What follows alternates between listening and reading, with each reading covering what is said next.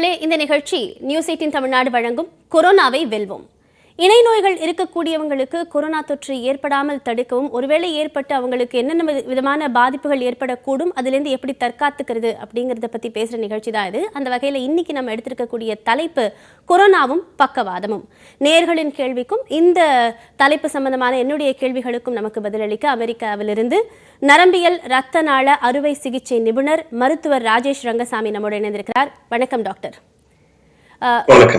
Corona தொற்றை நமக்கு ஏற்படாம தவிர்க்கணும், முன்னெச்சரிக்கை நடவடிக்கையோடு இருக்கணும் அப்படிங்கிறது எல்லோருடைய ஒரு முன்னெடுப்பாகவும் இருக்கிறது. ஆனாலும் கோமார்பிடிட்டிஸ், இணை நோய்கள் இருக்கக்கூடியவங்களுக்கு அதிகமா அச்சமூட்டக்கூடிய ஒரு விஷயம் ஸ்ட்ரோக், அதாவது பக்கவாதம் ஏற்படுத்தக்கூடிய இதய நோய்கள் அல்லது நரம்பியல் நோய்கள். இதை வருமுன் காப்பதற்கு வழிகள் இருக்கா? ஆமாங்க, அதாவது ஸ்ட்ரோக், இதய நோய்கள் இதெல்லாம் வருமுன் காக்கிறதுக்கு நிறைய வழிகள் இருக்கு. அதாவது ஆல்மோஸ்ட் நீங்க எப்படி கொரோனாவை வருமுன் காக்கிறதுக்கு நிறைய வழிகள் இருக்கோ, அதாவது வேக்சின் போடுறோம், மாஸ்க் போட்டுக்கிறோம், அந்த மாதிரி கை கழுவுறோம், அந்த மாதிரி வழிகள் இருக்கோ, அதே மாதிரி பக்கவாதம் வராமல் இருக்கிறதுக்கு நிறைய வழிகள் இருக்குங்க.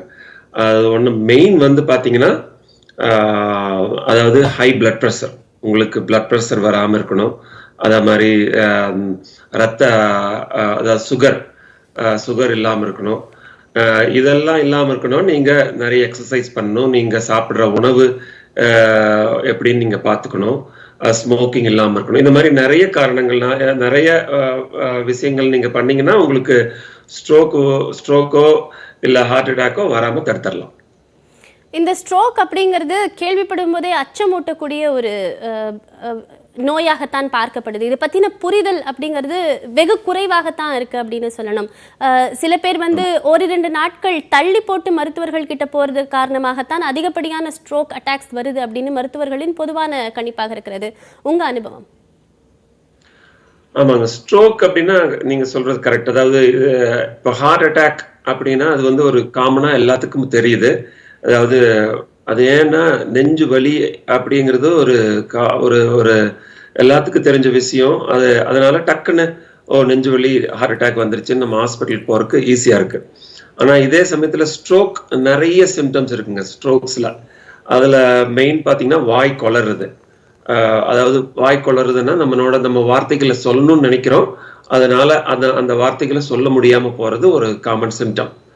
அதே மாதிரி கையோ காலோ ஒரு பக்கம், அதாவது பக்கவாதம்னு சொல்றது, ஒரு மாதிரி நம்ம மூவ் பண்ணணும்னு நினைச்சோன்னா வராம, அதாவது அந்த மூவ்மெண்ட்டை பண்ண முடியாம இருக்கிறது. ஸோ இந்த சிம்டம்ஸ் வந்து நம்ம உடனே என்ன நினைக்கிறோம் அப்படின்னா, இது நம்மளுக்கு ஏதோ ஒரு டயர்ட்னஸ்னால இருக்குமோ, ஏன்னா வலி இல்லாதனால. வலிங்கிறது ஒரு பாசிட்டிவ் சிம்டம்ஸ் இல்லைங்களா? வலி இருந்தா உடனே டக்கு நம்ம ஹாஸ்பிட்டல் போறதுக்கு என்னமோ என்னடா நெஞ்சு வலிக்குதே அப்படின்னு அதே நம்ம போறதில்லை சில டைம். பட் ஆனா அது ஒரு வலிங்கிறது ஒரு பாசிட்டிவ் சிம்டம். பட் ஆனா இந்த மாதிரி வார்த்தை வராதது, கை வராது, கால் வராது ஒரு நெகட்டிவ் சிம்டம் இருக்கிறதுனால அது அலட்சியமா எடுத்துட்டு கொஞ்ச நாள், மேபி ஒரு 2 மணி நேரமோ 3 மணி நேரமோ ஈவன் ஒரு நாளோ தள்ளி ஹாஸ்பிட்டல் வர்றது நிறைய பேர் அப்படி பண்ணும்போதுங்க ஒரு முக்கியமான டைமை நம்ம வி லூஸ் இட். ஸோ அந்த சிம்டம்ஸை புரிஞ்சுட்டு உடனே ஹாஸ்பிட்டல் நம்ம போனோம்னா, ஸ்ட்ரோக் வந்ததுன்னா அதுல இருந்து நம்ம ட்ரீட்மெண்ட் பண்ணி அதுல இருந்து மீள்றதுக்கு நிறைய வாய்ப்புகள் இருக்கு. நாம தொடர்ந்து பேசலாம் டாக்டர். நேர் ஒருத்தர் நம்மளோட இணைந்திருக்கிறாரு. வணக்கம் திரு மூர்த்தி, பெங்களூர்ல இருந்து இணைந்திருக்கீங்க. உங்களுடைய கேள்வி என்ன? வணக்கம் சார். வணக்கங்க சார். அப்பாவுக்கு ஸ்ட்ரோக் ஆயிருக்கு சார், ஆகி 3 வருஷம் ஆச்சு. சரிங்க சார். இப்போ கோவேக்சின் தடுப்பூசி போடலாமா இல்லை போடக்கூடாதா சார்? ஆமாங்க, இந்த தடுப்பூசி இதுக்கும் ஸ்ட்ரோக்குக்கும் சம்பந்தமே இல்லைங்க. ஸோ நீங்க கண்டிப்பா அந்த ஊசியை போட்டுக்கலாம். இந்த கொஸ்டின் மூலமா நான் நேயர்களுக்கு ஒன்று சொல்ல விரும்புறேங்க. என்னன்னா, இந்த கோவேக்சின், கோவிஷீல்டு, இந்த வேக்சின் ரெண்டும் இருக்கு நம்ம ஊர்ல. இந்த மாதிரி அதாவது ஸ்ட்ரோக்கு அந்த மாதிரி நிறைய வியாதிகள் இருக்கிறவங்க காமன் கொஸ்டின் என்கிட்ட கேட்குறாங்க, இந்த மாதிரி இந்த வேக்சினை போடலாமா, இது நம்மளுக்கு இருக்கு, இதனால ஏதாவது ஒரு விளைவு வந்துருமோன்னு சொல்லி. அந்த மாதிரி ரொம்ப கம்மியான இதுதாங்க இருக்கு. ரொம்ப அலர்ஜி இருந்தால், அதாவது சில பேர்த்துக்கு அந்த வேக்சின் போட்டு அலர்ஜி இருக்கும், அலர்ஜி வந்துருந்துருக்கும் ஃபர்ஸ்ட் டோஸ். அப்புறம் இல்லாட்டி ரொம்ப சிக்கா இருப்பாங்க. அந்த மாதிரி ஒரு சில காரணங்கள், அதுவும் கவர்மெண்ட் வந்து நிறைய ரிசர்ச் பண்ணி அனௌன்ஸ் பண்ணியிருக்காங்க. இப்போ இந்தியன் கவர்மெண்ட் பார்த்தீங்கன்னா இந்த மாதிரி அதே மாதிரி இந்தியன் மெடிக்கல் கவுன்சில், அப்புறம் மருத்துவர்கள், இவங்க எல்லாரும் வந்து ரொம்ப ரிசர்ச் பண்ணி எந்தெந்த காரணத்தினால மட்டும் நீங்க போட வேண்டியதில்லைன்னு சொல்லி. ஸோ அதனால அந்த காரணம் இல்லாமல் இருந்தால் ஒழிய நம்ம எதுக்கும் பயப்பட வேண்டியதில்லை. ஏன்னா இந்த டைம்ல இப்போ அமெரிக்காவில் இப்போ பார்த்தீங்கன்னா ஆல்மோஸ்ட் இதே டைம்ல ஜனவரியில அமெரிக்கா ரொம்ப கஷ்டப்பட்டு இருந்தது. நாங்கெல்லாம் வந்து நிறைய கொரோனானால கஷ்டப்பட்டு இருந்தோம். ஆனா இப்போ ஒரு ஆல்மோஸ்ட் 60% 60 விழுக்காடு வந்து அமெரிக்காவில் எல்லாரும் வேக்சின் போட்டுட்டனால இன்னைக்கு எங்களால ஃப்ரீயா, ஈவன் சிடிசி எங்க கவர்மெண்ட் வந்து வேக்சின் போட்டிருக்கவங்க மாஸ்க் இல்லாமயே நீங்க போகலாம், எங்க வேணா போகலாம், இண்டோர்ல இருக்கலாம் அப்படின்னு ஒரு அந்த நிலைமைக்கு வந்திருக்கோம்னா ஒரே காரணம் வேக்சின் தாங்க. ஸோ அதனால எல்லாரும் முடிஞ்ச அளவுக்கு நீங்க அதாவது இந்த காரணத்தினால நம்மளுக்கு இது இருக்குது அதனால போட வேண்டாம்னு நினைக்காம வேக்சின் போட்டுக்கிறது ரொம்ப நல்லதுங்க. டாக்டர், அடுத்ததா ஓமலூர்ல இருந்து சஞ்சய் சேகர் நம்மளோட இணைஞ்சிருக்கிறாரு. சஞ்சய், உங்களுடைய கேள்வி கேட்கலாம். சார் வணக்கம் சார். வணக்கங்க சார், எங்களுக்கு ஒரு டவுட் சார். இப்போ வந்து 2 வேக்சின் சொல்லியிருக்காங்க, கோவேக்சின், கோவிஷீல்டு.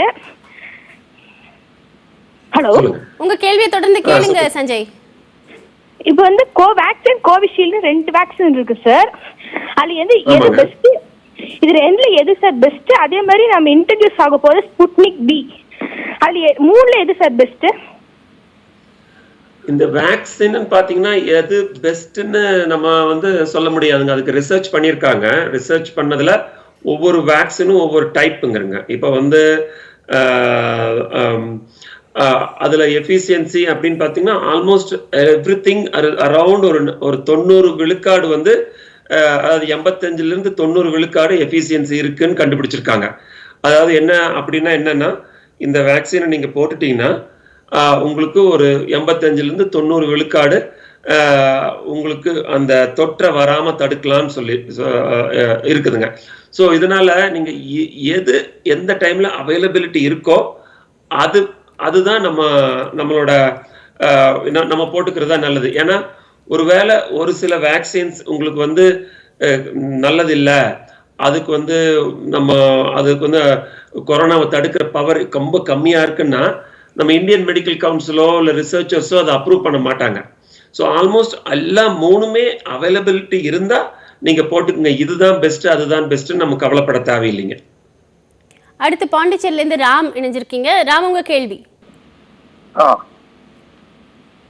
ஹலோ, வணக்கங்க. வணக்கம். வணக்கம் டாக்டர். கொஞ்ச நாளைக்கு முன்னாடி ஒரு 8 மந்த்க்கு முன்னாடி மாமாவை நாங்க வந்து அட்மிட் பண்ணிருந்தோம். ஏன்னா ஸ்ட்ரோக் வர ஸ்டார்டிங் ஸ்டேஜ்னு கண்டுபிடிச்சாச்சு. பிரெயின்ல பிளட் கிளாட் ஆயிருக்கு, நீங்க குயிக்கா கொண்டு போயிடுங்க அப்படின்னாங்க. நாங்க ஸ்கேன்லாம் பண்ணி எடுத்து ஹி இஸ் ஆல்ரைட். டேபிகேட்ரான்ங்கிற டேப்லெட்ல அப்புறம் எபிலிப்சி கூட ஒரு ரீசனா இருந்திருக்கலாம், வரலாம் சான்ஸ், அதுக்கான டேப்லெட் கொடுத்துட்டு இருந்தாங்க. இப்ப எல்லாமே கண்ட்ரோலா ஸ்டாப் பண்ண சொல்லியிருக்காங்க ஹாஸ்பிட்டல்ல. வெதர் இந்த கொரோனா இன்ஜெக்ஷன் இவருக்கு கொடுக்கலாமா? கண்டிப்பாங்க. அதாவது கொரோனா இன்ஜெக்ஷன் வந்து நீங்க ஸ்ட்ரோக் வந்திருக்கனால வந்திருந்ததுன்னு சொல்லிட்டு வேக்சின் போடாம இருக்க வேண்டியது இல்லைங்க. கண்டிப்பா நீங்க கொடுத்துக்கலாம். தேவி,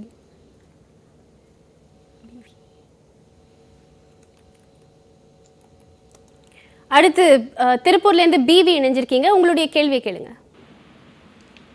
ஹலோ. ஹலோ, வணக்கங்க சார். நான் திருப்பூர்ல இருந்து பேசுறேங்க சார். சொல்லுங்க அம்மா, எப்படி இருக்கீங்க? எனக்கு ஸ்ட்ரோக் வந்து ஒரு 10 மாசம் ஆச்சுங்க சார். ஒரு கையை வந்து கொஞ்சம் இழுத்துட்டு போச்சு. இப்பதான் ஒரு 85% ரெடி ஆயிடுச்சுங்க. சரிங்க. இனி அது வந்து இந்த ஊசி இன்ஜெக்ஷன் போட்டுக்கலாமா? அலர்ஜியும் எனக்கு இருக்குங்க, அதனால இந்த இன்ஜெக்ஷன் போட்டுக்கலாமா என்னன்னு கேக்குறேங்க சார். கண்டிப்பா போட்டுக்கலாங்க. இந்த அதாவது வேக்சினுக்கும் ஸ்ட்ரோக்குக்கும், அதாவது உங்களுக்கு அலர்ஜினா எந்த மாதிரி அலர்ஜிங்க? அதாவது வெளியே போனா மூக்கு தும்மல் அந்த மாதிரி அலர்ஜிங்களா? அப்படி இல்லைங்க சார். எப்பாவது ஒருத்தர் லேசா கையில இந்த முகத்துல காதுக்கு பின்னாடி எல்லாம் லேசா பிப் எடுக்கும், அவ்வளவுதான் சார். ஆமாங்க. அதுக்கும் இந்த நீங்க கண்டிப்பா இந்த வேக்சினை போட்டுக்கலாங்க.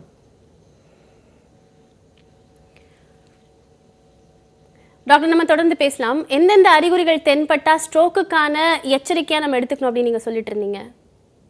ஆமாங்க. அதாவது ஸ்ட்ரோக்கு மெயினா வந்து நம்மளோட ஃபங்க்ஷன்ஸுங்க. ஸ்ட்ரோக்னா என்னன்னு ஒரு சின்ன விளக்கம் கொடுக்குறேன். அதாவது என்னன்னா, நிறைய ரீசன்ஸ் இருக்கு நம்மளோட ஸ்ட்ரோக் வரக்கு. பட் காமன், அதாவது காமன் ரீசன் பார்த்தீங்கன்னா ரத்த கட்டி. இந்த ரத்த கட்டி அது போய் பிளட் வெசல்ஸ், ரத்த நாள் நம்மளுக்கு அந்த பிரெயினுக்கு சப்ளை பண்ற பிளட் வெசல்ஸ்ல போய் அடைப்புங்க, டக்குன்னு அடைச்சுக்கும். ஸோ என்னன்னா பிரெயினுக்கு தேவையான அந்த உணவு கட் ஆயிருது. ஸோ பிரெயினுக்கு தேவையான உணவு கட் ஆன உடனே அதோட ஃபங்க்ஷன் அது என்னன்னா, பிரெயின் வந்து பாத்தீங்கன்னா நர்வஸ் சிஸ்டம், அது வந்து அதுல நர்வஸ் செல்ஸ் அப்படியே ஃபயர் ஆகிட்டே இருக்கணும், எலக்ட்ரிசிட்டி மாதிரி அது. ஸோ அது நின்ன உடனே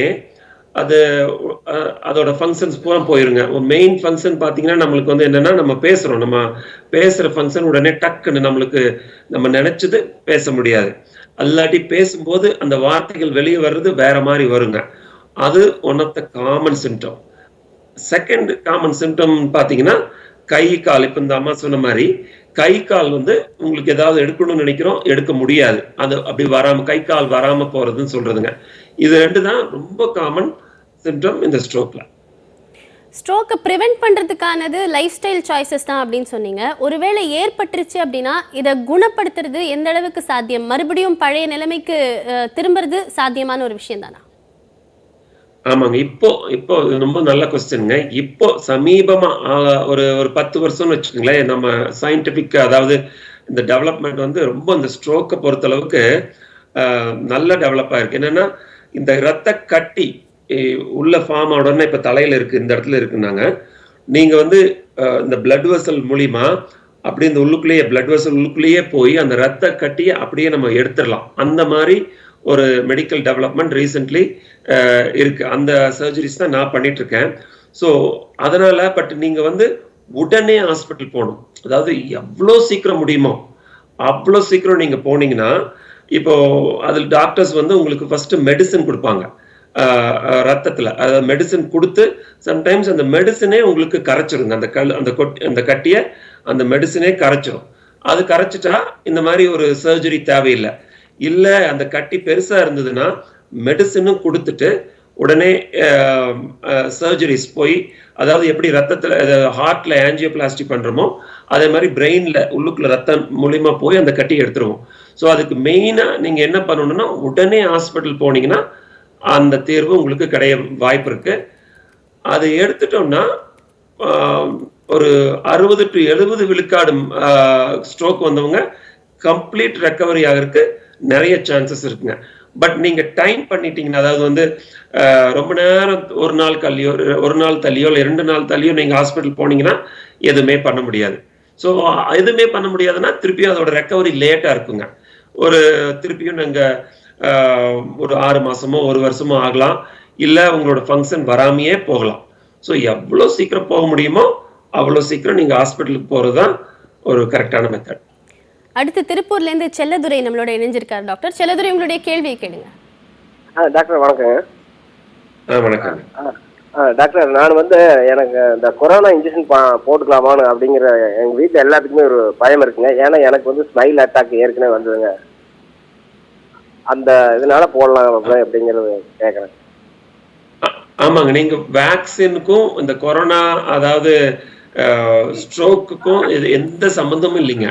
அதே மாதிரி நேயர்கள் இந்த ஸ்ட்ரோக்கை தவிர மற்றது எல்லாமே நிறைய விஷயங்கள் இருக்கும். அதாவது ஹார்ட், நிறைய டிசீசஸ் இருக்கும். எதுக்குமே நம்ம வந்து பயப்பட வேண்டியதில்லை. நீங்க போய் அந்த வேக்சினை போட்டுக்கலாம். இந்த காலகட்டத்துல நம்மள ஒரே ஒரு விஷயம் நம்ம இந்த இதுல இருந்து விடுவிக்கும்னு பார்த்தீங்கன்னா வேக்சின் தான். ஸோ அதனால எந்த விதமான பயமும் இல்லாம வேக்சின் போட்டுக்குங்க. அதுக்கு நம்ம மருத்துவர்கள் வந்து இப்போ தமிழ்நாடு கவர்மெண்ட்னாலும் சரிங்க, இந்தியன் கவர்மெண்ட் அதுக்குன்னு யாருக்கு போடணும் யாருக்கு போடக்கூடாதுன்னு சும்மா வரையறை வச்சிருக்காங்க. அது பிரகாரம் நீங்க போய் போட்டுக்கலாம். ஸ்ட்ரோக் எல்லாம் ஒரு பிரச்சனையும் இல்லைங்க. அடுத்து கோவையில இருந்து மனோஜ்குமார் இணைஞ்சிருக்கீங்க. உங்களுடைய கேள்வியை கேளுங்க. Hello sir. வணக்கம் Manoj. Hello sir, good afternoon sir. Doctor sir, நான் கோயம்புத்தூர்ல இருந்து மனோஜ் பேசுறேங்க. சொல்லுங்க சார், எப்படி இருக்கீங்க? சார், நல்லா இருக்கேங்க சார். நீங்க நல்லா இருக்கீங்களா? நல்லா இருக்குங்க சார். இப்போ என்னன்னா, லாஸ்ட் இயர் வந்துட்டு எனக்கு கோவிட் வந்துட்டு இருந்ததுங்க சார். சரிங்க. அப்போ வந்துட்டு என்ன பண்ணியிருந்தோம்னா நாங்கள் இந்த ஹாஸ்பிட்டல் அட்மிட் ஆகி ட்ரீட்மெண்ட் எடுத்திருந்தோம், எல்லாமே பண்ணியிருந்தோம். சரிங்க. இப்போ என்னன்னா இப்போ இந்த டைம் வந்துட்டு இப்போ தடுப்பூசி வந்து அதுக்கு போட்டுக்கலாமா அப்படிங்கறத இப்போ டவுட்டுங்க சார். ஆமாங்க.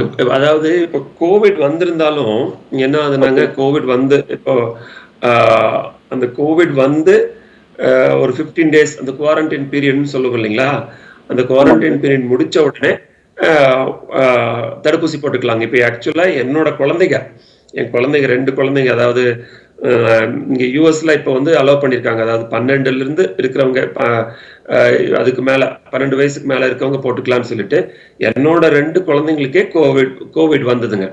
வந்து அவங்க ரெக்கவரி ஆன ஒரு 3வது வாரத்திலேயே நாங்க போட்டுட்டோம். ஸோ உங்களுக்கு கோவிட் வந்திருக்கு, அது ரெக்கவரி ஆயிட்டீங்க, அதுக்காக திருப்பியும் நம்ம அந்த வேக்சினை போடலாமா வேண்டாமாங்கிற சந்தேகம் நிறைய பேர்த்துக்கு இருக்கு. பட் ஆனால் அந்த குவாரண்டைன் பீரியட் முடிஞ்ச உடனே நீங்க வந்து எலிஜிபிலிட்டி ஆயிடுறீங்க, நீங்க போட்டுக்கலாம்.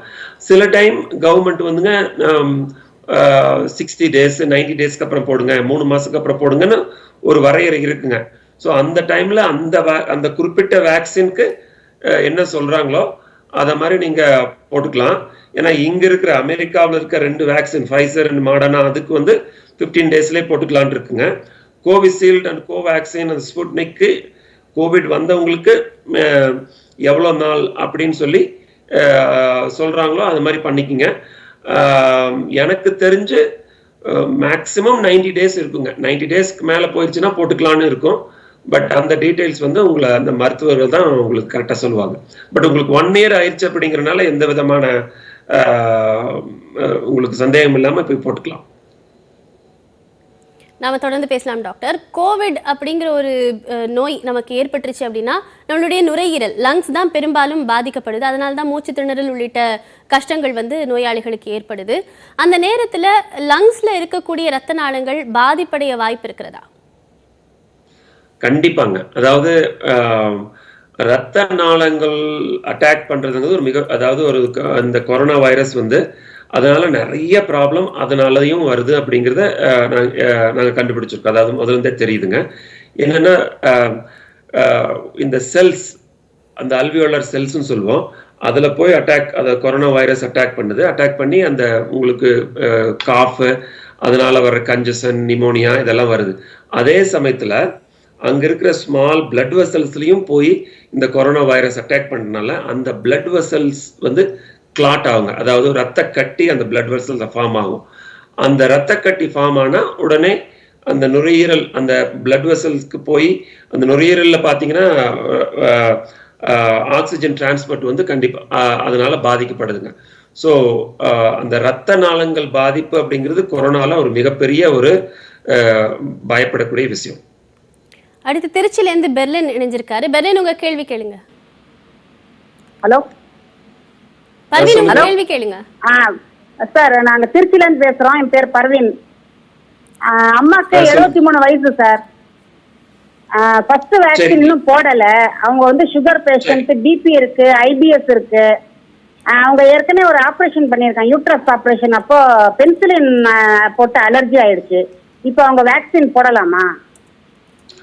ஆமாங்க, கண்டிப்பா போட்டுக்கலாம். எந்த விதமான ஆமா கண்டிப்பா போட்டுக்கலாம். ஏன்னா வேக்சின் வந்து பர்டிகுலர்லி நீங்க பாத்தீங்கன்னா, அதாவது உங்களுக்கு ரத்த அழுத்தம் இருந்ததுங்கிறீங்க, சுகர் இருக்கு அப்படிங்கிறீங்க. ஸோ இதெல்லாம் வந்து கோமாபிலிட்டி, அதாவது இதெல்லாம் இருந்தா உங்களுக்கு கோவிட் அவங்களுக்கு வந்தா அவங்க பாதிப்பு அதிகமா இருக்குங்க. ஸோ அந்த மாதிரி சமயத்துல இந்த ரத்த அழுத்தமோ சுகரோ இருக்கிறவங்க எந்த சந்தேகம் இல்லாம போய் கோவிட் வேக்சினை போட்டுக்கிறது தான் நல்லது. அடுத்து பெங்களூர்ல இருந்து மனோஜ் இணைஞ்சிருக்கீங்க. மனோஜ், உங்க கேள்வி கேளுங்க. Hello sir. ஹலோ சார், நான் பெங்களூர்ல இருந்து பேசுறேன். சொல்லுங்க. எங்க அம்மாக்கு வீசிங் இருக்குது, போடலாமா வேக்சின்? BP, sugar, wheezing. ஆமாங்க, வீசிங் வந்து அது இருக்கிறவங்க கண்டிப்பா ஃபர்ஸ்டா போய் போட்டுக்கணும் நம்ம அந்த வேக்சினை. பிளட் ப்ரெஷர், ஸ்ட்ரோக்கு, சுகர் இருக்கவங்க, வீசிங் இருக்கவங்க, அதுக்கப்புறம் நுரையீரல் நோய் இருக்கிறவங்க, இது எல்லாமே ஒரு ஹை ரிஸ்க்ல வரும். ஸோ இவங்க எல்லாரும் ஃபர்ஸ்ட் எவ்வளோ சீக்கிரம் முடியுமோ அவ்வளோ சீக்கிரம் வேக்சின் போட்டுக்கோங்க. டாக்டர், நீங்க சொல்லிட்டு இருந்தீங்க லங்ஸ்ல இருக்கக்கூடிய ரத்த நாளங்கள் தான் கொரோனாவால பெரும்பாலும் டேமேஜ் ஆகக்கூடிய ஒரு ரிஸ்க் இருக்கு அப்படின்னு சொல்லிட்டு, ரிகவர் ஆன பேஷண்ட்ஸுக்கு அந்த டேமேஜ் சரியாகிறதுக்கு எத்தனை நாள் எடுக்கக்கூடிய வாய்ப்பு இருக்கு? குறிப்பா கோமார்பிடிட்டிஸ், ஏற்கனவே ஸ்ட்ரோக் ஏற்பட்டவங்களுக்கு கொரோனா நோய் ஏற்பட்டதுன்னா அதனால இருக்கக்கூடிய டேஞ்சர் என்ன இருக்கு? அதாவது இப்போ இந்த கொரோனா வைரஸ்ங்க ரெக்கவரி வந்து நார்மலா ஒரு 2 வீக்ஸ் அப்படின்னு சொல்றோம். நம்ம 2 வீக்ஸ்ல வந்து அதோட எஃபெக்ட்ஸ் எல்லாம் போயிட்டு நார்மல் ஆயிரும், 2 to 3 வீக்ஸ். பட் அது 97% பீப்புளுக்கு ரெக்கவரி ரொம்ப ஈஸியா இருக்கு. ஆனால் அது 3% என்ன ஆகுதுன்னா அந்த ரெக்கவரி தள்ளி போகுதுங்க. ஸோ அதனால தான் நம்மளுக்கு ஹாஸ்பிட்டல் அட்மிஷன், அப்போ அதோட ட்ரீட்மெண்ட்டு, அதுக்கப்புறம் ஈவன் வென்டிலேட்டர் மூலியமாவும் வென்டிலேட்டர் அளவுக்கு நம்மளுக்கு போகிற அளவுக்கு போகுது. பட் ரத்த நாள கட்டிகள் பார்த்தீங்கன்னா நம்ம உடம்பு வந்து அந்த பர்டிகுலர் ரத்த நாள கட்டி வந்து சீக்கிரம் வித்தின் டேஸ் பாடி ரெக்கவர் ஆயிரும். ஸோ அதனால அந்த பர்டிகுலர் விஷயத்தை பற்றி நம்ம எவ்வளோ நேரம் ஆகுதுன்னு நம்ம அதை கவலைப்பட தேவையில்லைங்க. அந்த ரத்த நாள இப்போ நம்ம அதாவது லங்கில் கொரோனானால வந்து அதில் ரத்த கட்டி ஏற்பட்டுச்சுன்னா கொரோனா அதோட எஃபெக்ட் போகும்போதே அதோட எஃபெக்டும் ஆட்டோமேட்டிக்காக போயிருங்க. ஸோ அது வந்து அதை பற்றி நீங்கள் பயப்பட வேண்டியதில்லை. அடுத்து கோவில்பட்டிலேருந்து முஹைதீன் இணைந்திருக்காரு. முஹைதீன், உங்க கேள்வி. சார், ஹலோ, வணக்கம். வணக்கம். வணக்கம் சார், வணக்கம்.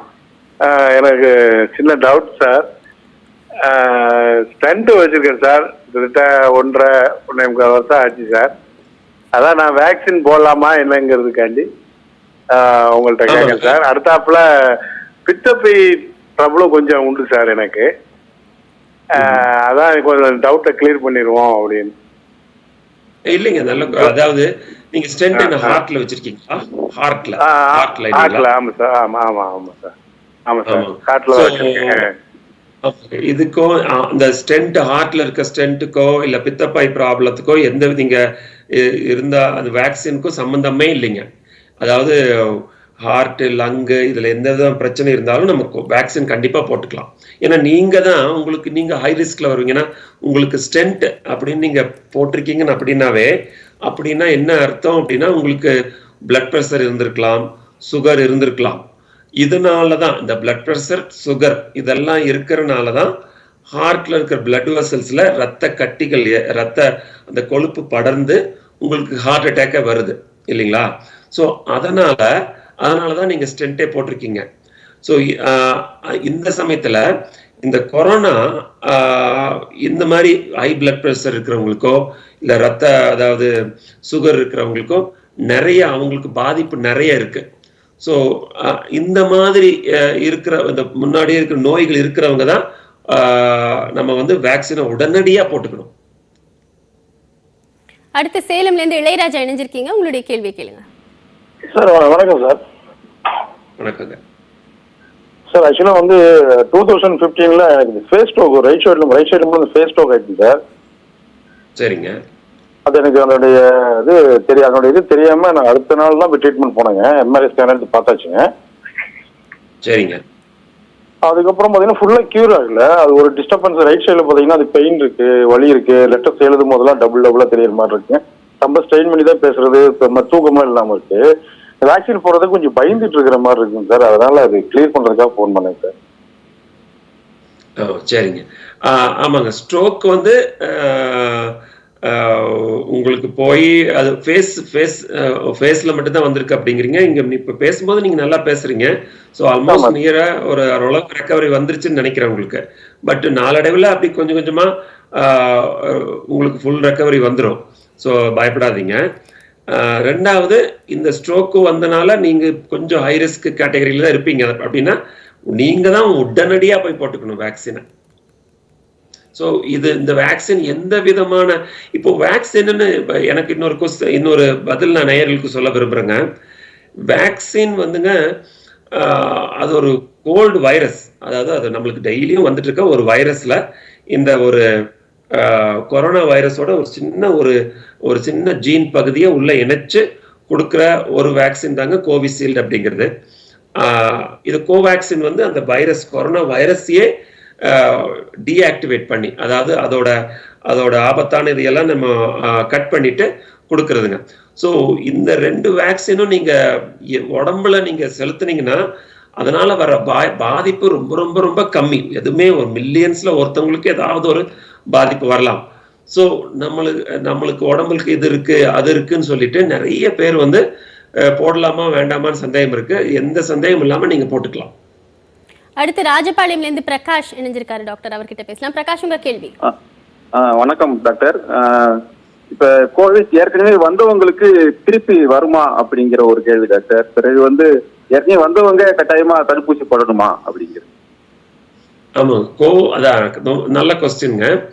அதாவது உங்களுக்கு நேச்சுரலா, அதாவது வைரல் இன்ஃபெக்ஷன் வருதுன்னு வச்சுங்க, இந்த கோவிட் வந்து கொஞ்ச நாள், அதாவது மேபி 3 மாசம் நம்ம பாடியில் இருக்க இம்யூனிட்டியை பொறுத்து உங்களுக்கு வராம இருக்கலாம், திருப்பியும் வரலாம். வர்றது வந்து என்ன கண்டுபிடிச்சிருக்காங்கன்னா, ஃபர்ஸ்ட் டைம் உங்களுக்கு மைல்டா வந்திருக்கலாம், செகண்ட் டைம் வந்ததுன்னா அது எவ்வளவு வேணா திருப்பியும் சிவியரா கூட வரலாம். ஸோ நம்ம வந்து ஒரு தடவை வந்துருச்சு அதனால நம்மளுக்கு அடுத்த தடவை வராதுன்னு நினைக்கிறதும் தப்பு, இல்லை அடுத்த தடவை வந்தா நம்மளுக்கு மைல்டா இருக்கும்னு நினைக்கிறதும் தப்புங்க. ஸோ அதனால அந்த குவாரண்டைன் பீரியட் முடிச்ச உடனே வேக்சினை நீங்க போட்டுக்கிறது தான் உங்களுக்கு அதனால வர, அதாவது லாங் லாஸ்டிங் இம்யூனிட்டி வேக்சின்ல தான் உங்களுக்கு கிடைக்கும். ஸோ கண்டிப்பா போட்டுக்கலாம். அடுத்து போரூர்ல இருந்து சுகுமார் இணைஞ்சிருக்கீங்க. சுகுமார், உங்க கேள்வி. ஹலோ. சொல்லுங்க. வணக்கம். சார், ஒன்றும் இல்லை. இப்போ தடுப்பூசி போட்டவங்கலாம் போட்டதுலேருந்து பார்த்தீங்கன்னா ஒரு வாரம் இல்லை 1 மாதம் கழிச்சு அவங்க டெத் ஆகிறோன்னு ஒரு நியூஸ் கேள்விப்பட்டேன். கேட்டால் அவங்களுக்கு எதனா சிக்கன் சாப்பிட்டு இல்லை 3 நாள் டீ சாப்பிட்டு அப்படின்னு சொல்கிறாங்க. இன்னொருத்தர் அவங்களுக்கு சுகர் இருக்குது அதனால போயிட்டாங்க சொல்கிறாங்க. அதனால இப்போது நம்ம தடுப்பூசி போட்டு கொஞ்ச நாள் கழிச்சு நம்மளுக்கு ஆல்ரெடி தடுப்பூசி மருந்து உடம்புல இருக்குது, 2 இன்ஜெக்ஷன் போட்டோம். ஒரு வருஷம் 2 வருஷம் கழிச்சு நம்மளுக்கு உடம்புல பார்த்தீங்கன்னா நுரையீரல் பாதிப்பு இல்லை சுகரு, அந்த டைம்ல அது வந்தா இப்போ நல்லா இருக்கு உடம்பு, ஒரு 2 வருஷம் கழிச்சு வந்துச்சுன்னா அது அப்போ தாக்குமா? ஒரு டவுட் தான். இப்போ நீங்க தடுப்பூசி போட்டு இப்போ யாராவது உடனே, அதாவது உடனே ஏதாவது ஒரு நடந்து ஆமாங்க, அது வந்து ஒரு ஏதாச்சியான ஒரு நிகழ்வு. இப்ப பாத்தீங்கன்னா ரொம்ப ஒரு மன வருத்தமான நிகழ்ச்சி. அதாவது நடிகர் விவேக் அவர்கள் வந்து நம்மள்ட்ட இருந்து இப்போ இல்லை. அவர் வந்து பாத்தீங்கன்னா ஒரு நாளைக்கு முன்னாடி ஒரு 2-3 நாளைக்கு முன்னாடி தடுப்பூசி போட்டாருங்க. அவருக்கு 2 நாள் 3 நாள்ல அவருக்கு ஒரு ஹார்ட் அட்டாக் வந்தது. அதனால அவர் மறைஞ்சிட்டாரு. ரொம்ப வருத்தமான விஷயம். ஆனா இந்த தடுப்பூசிக்கும் அவங்களோட மறைவுக்கும் எந்த சம்பந்தமும் இல்லைங்க.